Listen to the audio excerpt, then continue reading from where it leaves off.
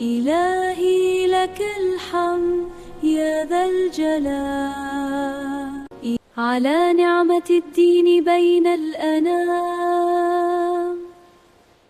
رضيت برب رحيما قديرا ينير طريقي بفيض السلام،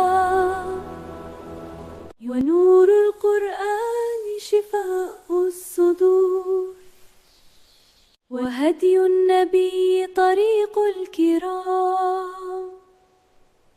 وإليك صلاتي وكل دعائي، أرجو رضاك وحسن الختام، فأنت المعين لكل عبيد على طاعة الله طول الدوام.